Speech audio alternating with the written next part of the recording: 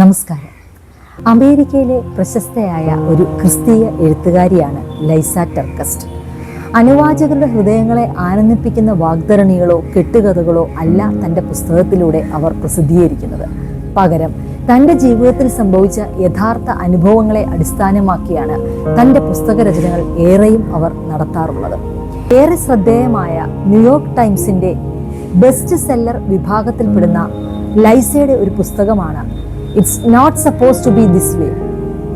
ഇതിൽ പ്രധാന ഇതിവൃത്തം എന്ന് പറയുന്നത് തൻ്റെ ജീവിതത്തിൽ സംഭവിച്ച പ്രതിസന്ധികളാണ്. തൻ്റെ ജീവിതത്തിൽ പ്രതിസന്ധികൾ സംഭവിച്ചപ്പോൾ അതിൽ തളർന്നു പോകാതെ ദൈവിക വിശ്വാസത്തിൽ ഉറച്ചു നിന്ന ഒരു വ്യക്തി ജീവിതമാണ് ലൈസ.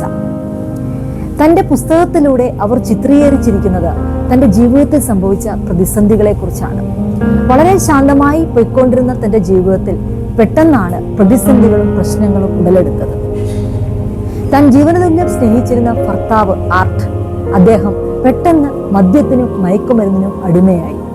ഇതിൽ മാനസികമായി ഭാരപ്പെട്ടിരുന്ന ലൈസയ്ക്ക് ഇടുത്തി പോലെ അടുത്ത വാർത്തയും അവരെ തേടിയെത്തി. തൻ്റെ ഭർത്താവിന് മറ്റൊരു സ്ത്രീയുമായി ബന്ധമുണ്ട്. മാനസികമായി വല്ലാതെ പിരിമുറുക്കത്തിലായ ലൈസ പെട്ടെന്ന് രോഗാതുരയായി. ദിവസങ്ങൾ ഹോസ്പിറ്റലുകളിൽ കഴിച്ചുകൂട്ടേണ്ടതായി വന്നു. വിവിധ സ്ക്രീനിങ്ങുകൾക്ക് ഒടുവിൽ അവർ ആ നടുക്കുന്ന സത്യം മനസ്സിലാക്കി. തനിക്ക് സ്തനാർബുദമാണ്. മാനസിക പിരിമുറുക്കത്തിൽ നിന്നും ശാരീരിക പിരിമുറുക്കത്തിലേക്ക് ലൈസ മാറ്റപ്പെട്ടു. നിരന്തരമായ ചികിത്സകൾക്കൊടുവിൽ സങ്കീർണമായ സർജറിയിലൂടെ അവർക്ക് കടന്നു പോകേണ്ടി വന്നു. ഡബിൾ മാസ്റ്റക്ടമി, അതായത് 2 സ്തനങ്ങളും അവർക്ക് നീക്കം ചെയ്യേണ്ടതായി വന്നു. ഇങ്ങനെ തൻ്റെ രോഗാവസ്ഥകളിലൂടെ കടന്നുപോയ സമയത്ത് ദൈവത്തോട് പിറുപിറുക്കുന്നതിന് പകരം ദൈവത്തോട് കൂടുതൽ അടുക്കുവാനും വചനധ്യാനം നടത്തുവാനുമാണ് അവർ ഏറെ സമയവും കണ്ടെത്തിയിരുന്നത്. ഒരുവിധം തൻ്റെ ക്യാൻസർ രോഗത്തിൽ നിന്നും മുക്തയായ അവരെ തേടി വീണ്ടും അടുത്ത രോഗമെത്തി. ക്യാൻസർ ചികിത്സയുടെ ഭാഗമായി അവർക്ക് തൻ്റെ വൻകുടലിൽ വല്ലാത്ത ഒരു രോഗമുണ്ടായി. അത് വൻകുടൽ മുറിച്ചു മാറ്റേണ്ട അവസ്ഥയിലേക്ക് എത്തിച്ചേരുകയും ചെയ്തു. ഇങ്ങനെ ഒന്നിനു പിറകെ ഒന്നായി തൻ്റെ പ്രതിസന്ധികൾ കൂടിക്കൂടി എത്തി. അതോടൊപ്പം തന്നെ സാമ്പത്തിക പ്രതിസന്ധികളും. ഇങ്ങനെ എല്ലാ ഭാഗത്തു നിന്നും പിരിമുറുക്കങ്ങൾ നേരിടേണ്ടി വന്ന ലൈസ ദൈവത്തോട് ഒന്നുകൂടി ചേർന്നിരിക്കുകയാണ് ചെയ്തത്.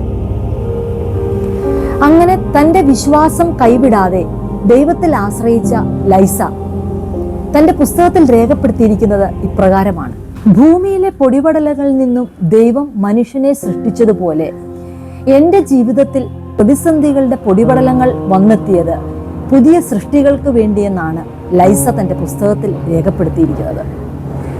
ഏതൊരു മനുഷ്യനെയും പ്രതിസന്ധികൾ അല്ലെങ്കിൽ പ്രശ്നങ്ങൾ കടന്നു വരുന്നത് അവരെ നശിപ്പിക്കുവാനല്ല, അവരെ ഒന്ന് പണിയുവാനാണെന്നാണ് ലൈസയുടെ അഭിപ്രായം. തൻ്റെ ജീവിതത്തിലും അതുതന്നെ സംഭവിച്ചുവെന്ന് ലൈസ ആവർത്തിച്ചു പറയുന്നു. പക്ഷേ ഈ പൊടിപടലങ്ങൾ അല്ലെങ്കിൽ ഈ പ്രതിസന്ധികൾ ജീവിതത്തിൽ ഉയർന്നു വന്നപ്പോഴും ദൈവത്തോട് പിറുപിറുക്കുന്നതിന് പകരം ലൈസ കണ്ടെത്തിയ മാർഗം ദൈവത്തോട് ചേർന്നിരിക്കുകയായിരുന്നു. നേരത്തെ ചെയ്തതിനേക്കാൾ കൂടുതൽ സമയം ദൈവവചനം ധ്യാനിക്കുവാനും പ്രാർത്ഥിക്കുവാനും ലൈസ സമയം മാറ്റിവെച്ചു. അങ്ങനെ ചെയ്തതുകൊണ്ട് അവരുടെ ജീവിതത്തിൽ നഷ്ടപ്പെട്ട ഓരോന്നായി തിരികെ വരാൻ തുടങ്ങി. തൻ്റെ തെറ്റിനെ മനസ്സിലാക്കിയ ഭർത്താവ് തൻ്റെ അടുത്ത് വന്ന് മാപ്പ് പറഞ്ഞതായും തൻ്റെ സാമ്പത്തിക പ്രതിസന്ധികൾ ഏറെക്കുറെ മാറിയതായും അതോടൊപ്പം തന്നെ അവർ പൂർണ്ണമായി രോഗത്തിൽ നിന്നും വിമുക്തി നേടിയതായും അവർ തൻ്റെ പുസ്തകത്തിൽ രേഖപ്പെടുത്തി വെച്ചിട്ടുണ്ട്. ഇതൊക്കെയും ദൈവം തനിക്ക് തിരികെ തന്നതാണെന്നാണ് ലൈസ വ്യക്തമായി രേഖപ്പെടുത്തിയിരിക്കുന്നത്. തൻ്റെ പുസ്തകങ്ങൾ ഉടനീളം ദൈവിക വിശ്വാസം മുറുകെ പിടിക്കേണ്ടതിൻ്റെ ആവശ്യകതയെ ലൈസ വ്യക്തമാക്കിയിട്ടുണ്ട്. ഒരു വ്യക്തിയുടെ ജീവിതത്തിൽ പ്രതിസന്ധി ഉണ്ടാകുമ്പോൾ ദൈവത്തെ പഴി പറയുന്നതിന് പകരം ദൈവത്തോട് അടുത്തിരിക്കുന്നതാണ് ഒരു വ്യക്തിക്ക് ഏറെ നല്ലത്. അങ്ങനെയെങ്കിൽ ആ പ്രതിസന്ധികളെ തരണം ചെയ്യാൻ അവർക്ക് കഴിയുമെന്ന് ലൈസ വ്യക്തമായി തൻ്റെ പുസ്തകങ്ങളിൽ രേഖപ്പെടുത്തിയിട്ടുണ്ട്. ഒരു ചുടുകട്ട തീയിലൂടെ കടന്നു പോയെങ്കിൽ മാത്രമേ നല്ല കൺസ്ട്രക്ഷന് വേണ്ടി അല്ലെങ്കിൽ നല്ല സൃഷ്ടികൾക്ക് വേണ്ടി അതിനെ ഉപയോഗിക്കപ്പെടുവാൻ കഴിയുകയുള്ളൂ. അതുപോലെയാണ് ഒരു വ്യക്തിയും എന്ന് ലൈസ ചൂണ്ടിക്കാട്ടുന്നു. പ്രതിസന്ധികളിലൂടെ പ്രതികൂലങ്ങളിലൂടെ ആ ചൂടിലൂടെ കടന്നുപോയ ഒരു വ്യക്തിക്ക് മാത്രമേ നല്ല സൃഷ്ടികളും നല്ല പണിയപ്പെടലുകളും നടക്കുവാൻ കഴിയുകയുള്ളെന്ന് അവർ തൻ്റെ പുസ്തകത്തിലൂടെ വ്യക്തമാക്കുന്നു. ഇതുപോലെയാണ് നമ്മുടെ ഓരോരുത്തരുടെയും ജീവിതത്തിൽ. പ്രതിസന്ധികളില്ലാത്ത, പ്രശ്നങ്ങളില്ലാത്ത വ്യക്തികളില്ല. എന്തുകൊണ്ട് ദൈവമേ എൻ്റെ ജീവിതത്തിൽ ഇത്രയും പ്രതിസന്ധികൾ, എങ്ങനെ ഞാനിതിനെ തരണം ചെയ്യുമെന്നൊക്കെ കരുതി ഭാരപ്പെടുന്നവരുണ്ട്. അവർക്ക് നൽകുവാനുള്ള നല്ലൊരു ഉപദേശമാണ് ലൈസയുടെ ഈ പുസ്തകം.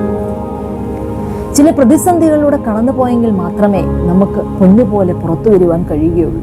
ചില പ്രതിസന്ധികൾ നമ്മളെ പണിയുവാനാണ്, ഒരിക്കലും നമ്മളെ തകർക്കുവാനല്ല. ഇങ്ങനെ പ്രതിസന്ധികളിലൂടെ അല്ലെങ്കിൽ മനത്തകർച്ചയിലൂടെ കടന്നു പോകുന്നവരാണ് നിങ്ങളെങ്കിൽ ദൈവത്തോട് പിറുപിറുക്കുന്നതിന് പകരം ദൈവത്തോട് അടുത്ത് ചെല്ലുക. അവൻ നിങ്ങളെ സൗഖ്യമാക്കുന്ന ദൈവമാണ്. അതുകൊണ്ട് ദൈവവചനം ഇപ്രകാരം പറഞ്ഞു, സങ്കീർത്തനങ്ങൾ 147:3, അവൻ മനം തകർന്നവരെ സൗഖ്യമാക്കുകയും അവരുടെ മുറിവുകളെ കെട്ടുകയും ചെയ്യും.